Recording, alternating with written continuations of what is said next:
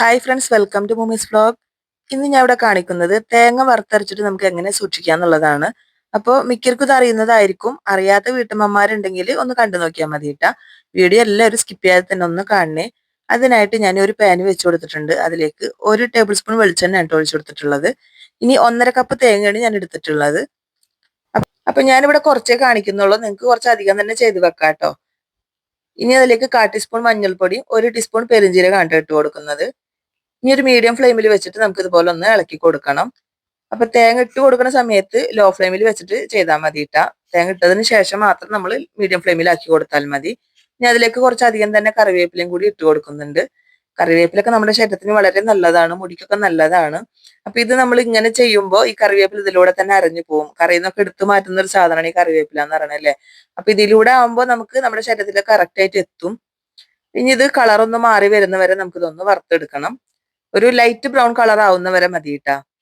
കരിഞ്ഞു പോവാതെ പ്രത്യേകം ശ്രദ്ധിക്കണം. അപ്പൊ തേങ്ങ വറുത്തരച്ച കറികളൊക്കെ നല്ല ടേസ്റ്റ് ആണ് അല്ലേ. അപ്പൊ ചിക്കൻ ആയാലും മട്ടൺ ആയാലും ബീഫ് ആയാലും മീൻകറി ആയാലും ഒക്കെ നല്ല ടേസ്റ്റ് ആണ് ഈ തേങ്ങ വറുത്തരച്ച കറി. ചില പച്ചക്കറികളും നമ്മൾ അതുപോലെ ചെയ്യാറുണ്ട്. അപ്പൊ ഇത് ചെയ്യാനായിട്ട് മിക്ക വീട്ടമ്മമാർക്കും മടിയാണ്, എനിക്കും മടിയാണ് കേട്ടോ. അതുകൊണ്ടാണ് ഞാൻ പറഞ്ഞത്.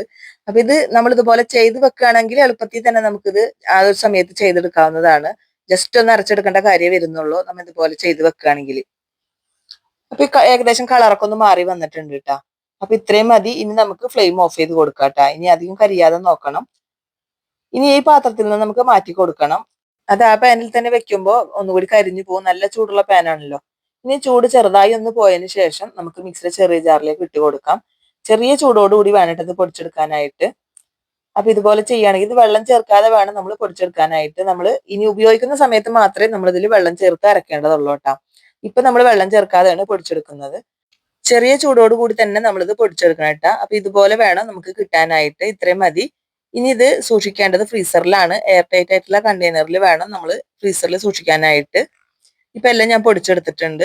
ഞാനിവിടെ കുറഞ്ഞ അളവിലാണ് ഇത് കാണിച്ചിട്ടുള്ളത്. നിങ്ങൾ കുറച്ചധികം തന്നെ ചെയ്ത് വെക്കണമെങ്കിൽ അതായിരിക്കട്ടെ നല്ലത്. അപ്പൊ ഞാൻ ചെറിയൊരു ഡപ്പയിൽ ഇട്ട് കൊടുക്കുന്നുണ്ട്. ഇനി ഇത് ഫ്രീസറിൽ വെച്ച് സൂക്ഷിക്കാവുന്നതാണ് കേട്ടാ. അപ്പൊ ഇത് കുറച്ചധികം തന്നെ ചെയ്ത് വെക്കുന്നതാണ് നല്ലത്.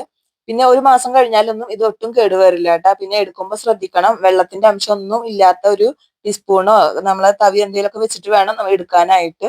ഒട്ടും വെള്ളത്തിന്റെ അംശം പാടില്ല കേട്ടാ. വെള്ളം ഇതിൽ ചേർന്ന് കഴിഞ്ഞാൽ നാശമായി പോവും. അപ്പൊ അതുകൊണ്ട് അത് പ്രത്യേകം ശ്രദ്ധിക്കണം.